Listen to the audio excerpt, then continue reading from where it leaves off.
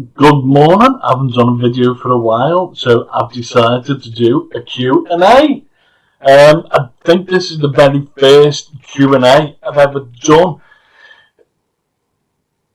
Yeah! Right, so we're going to get to it. Right, so if you've got any questions that you want answering by me, message me. You can comment on this and I will use it for my next video. These questions I've actually taken off Facebook.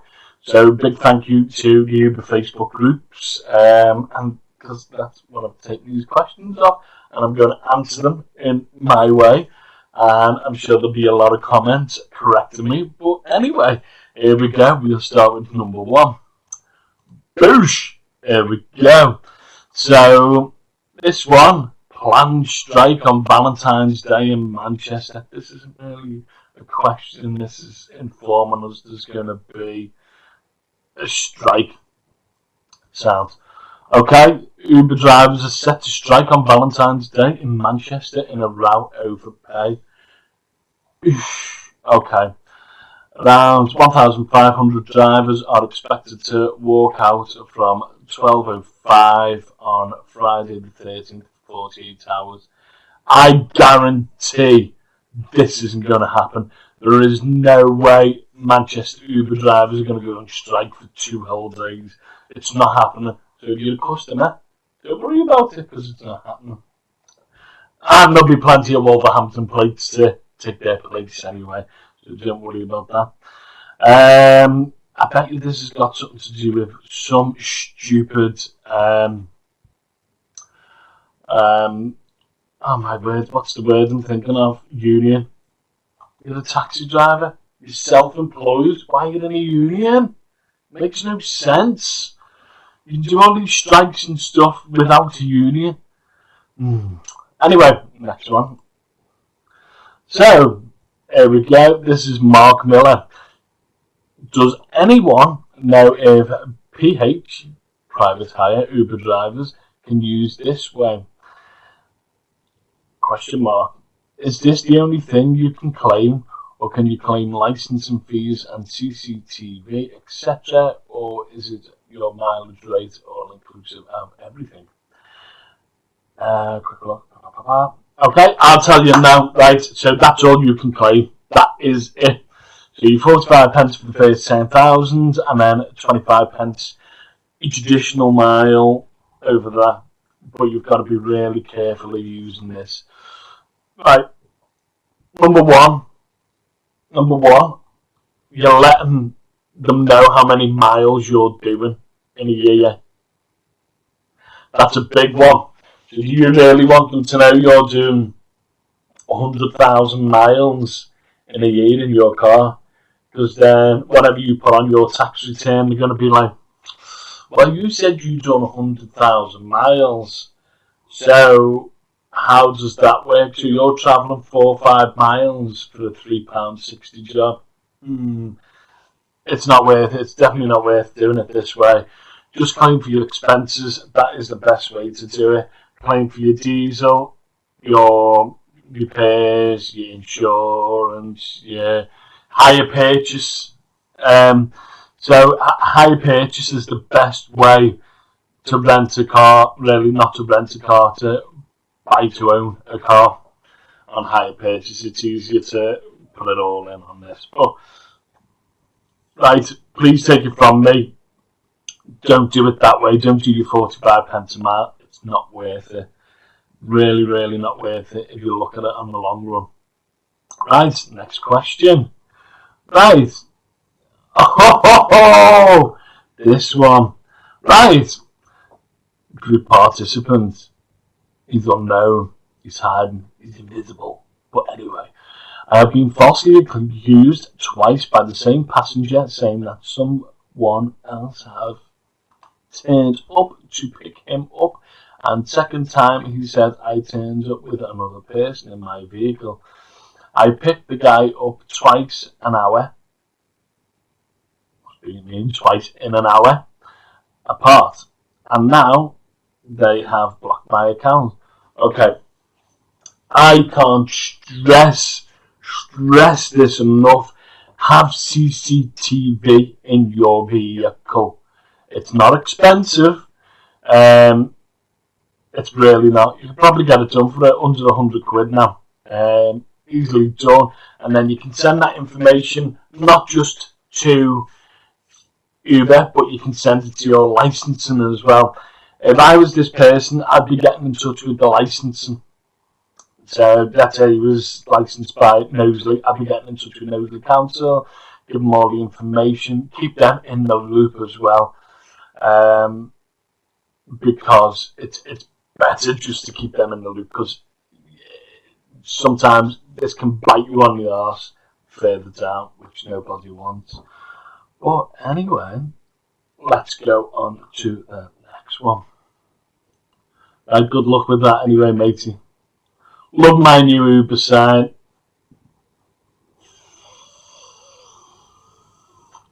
I've actually already commented on this myself.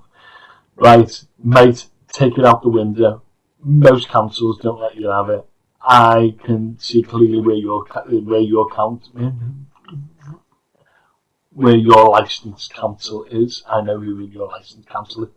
Take it out. You're not allowed it. It looks too much like a hat on a hackney. That's what they say. It can confuse customers and they might mistake you for a hackney. Take it out. I don't know what you love about it. It's cheesy as hell. Looks terrible. Take it out. Take it out. You're just aiming for trouble, John. Sorry, but he got quite agitated as well by my answers to his question. Anyway, here we go. Here's a big mouthful. Hi everyone. I did a job on Saturday night from Wigan going to near Preston, 18 miles, driving about 40 minutes for £24. So you've seen the price before you accepted the job and you took that price at £24, so you were happy with it then. What's changed? The rider told me that he paid for his trip £40. Okay, never listen to passengers, they lie. And he showed me the payment from his bank account. Okay, yeah. When I talked to support team to clarify what's going on and the rest of the jobs where is gone, they told me there's no connection between riders' payments and drivers' payments. So, yeah, riders' charges and drivers' payments. And this is not my business. The lady on the support team was very rude and like robot just replied the same sentence 10 times. Yesterday I called again to try and speak to someone professional. Good luck with that.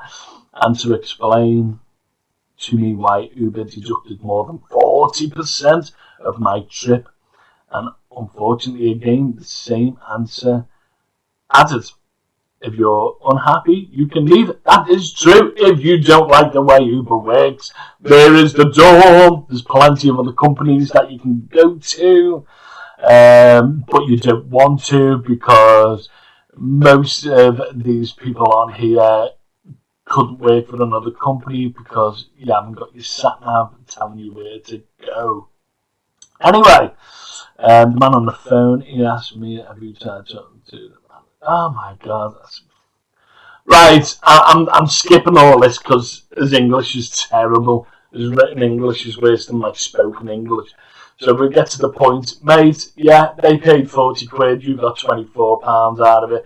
Off the top of my head, so Uber's commission, which is 25% in some areas, and their 20% VAT rate, yeah, you got to pay that on it. So altogether, that's 45% coming out. There you go. That wasn't hard. This question has been asked a million times. Don't worry about what they paid. You accepted that job for £24. Take it, do it, have a nice day. Don't worry your little head about what Uber get for it. It's above your pay grade, as you can clearly see it is, because you don't know much about the VAT. But anyway, that's that done. Do you know what? I hate that question. I hear it all the time. It's so tedious. There we go. Group member, another anonymous invisible cat. Anyway, to the point. Posting anonymously as you don't know who views and posts in here. Correct? You don't know who's looking at your post. I'm looking at your post. Anyway, after a bit of advice, was involved in a small accident. Basically, I turned a corner into the blinding sun, which didn't give me a clear view of the line of traffic 50 yards ahead. In time to come to a halt before knocking in the car in front. The third-party car was very minor damage to the paintwork on the bumper, a few chips and a couple chips in places as 10p coins. Reg lights has popped out. Blah blah blah. My reg plate has a few cracks. The third party said she's not going to claim for whiplash, etc. And I would go to a garage to see what the cost is, etc.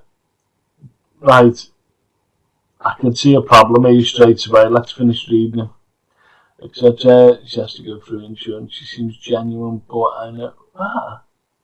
The third party, she said she's not going to claim for whiplash, etc. And would go to a garage to see the cost, etc. But she may have to go through insurance. She seems genuine, but people can change their minds. Do I need to inform licensing and insurance about this minor bump? I've got to protect my no claims, and I best going through insurance or to pay for the repairs to both cars without involving my insurance company. Even with protecting no claims, I am likely to see an increase in premiums going forward. Also, am I in the shit in a week's time if she decides to go through insurance? Okay, right.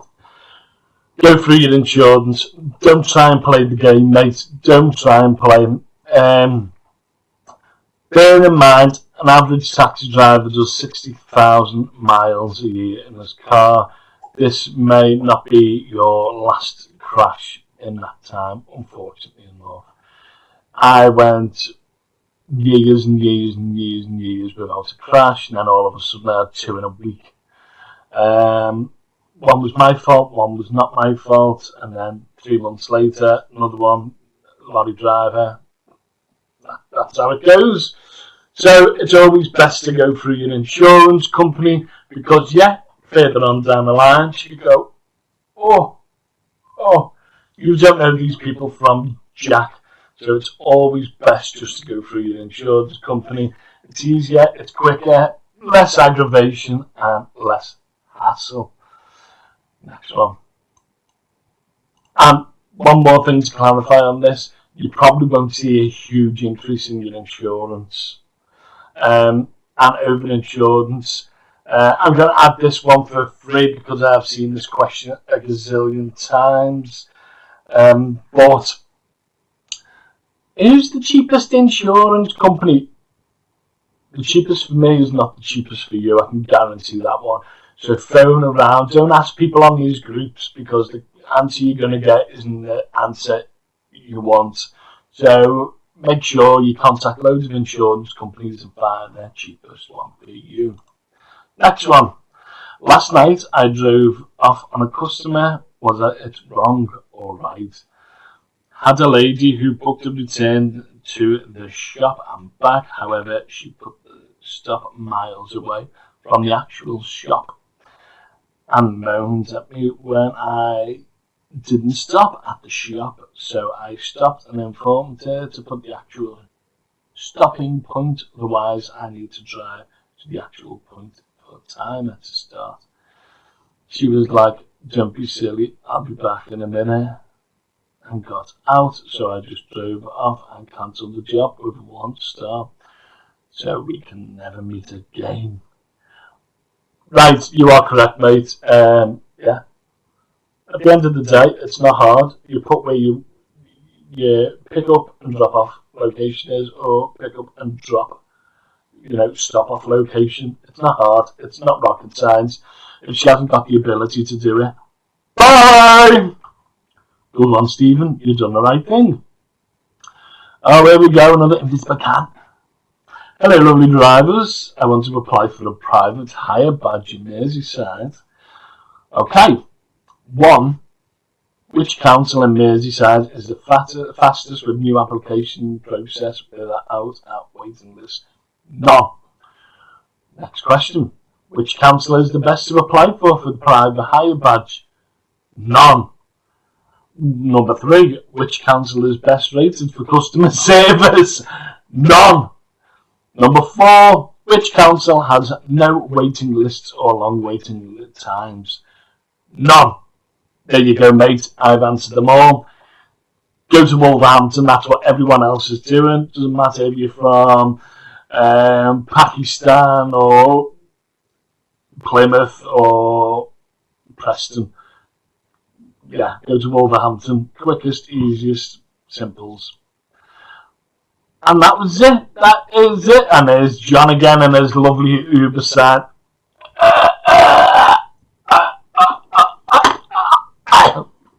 That's what I think of your Uber sign, John. Right. As usual, everybody, thank you for watching. I do appreciate it. If you like what I do, click the thank you link at the bottom. I'm going to try and do more videos, and I need more questions to answer.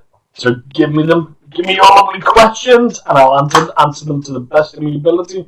If you like what I do, give it the thumbs up. Also, do that bell for notifications. I'm going to see you soon. Have a great day, and speak to you shortly. Bye!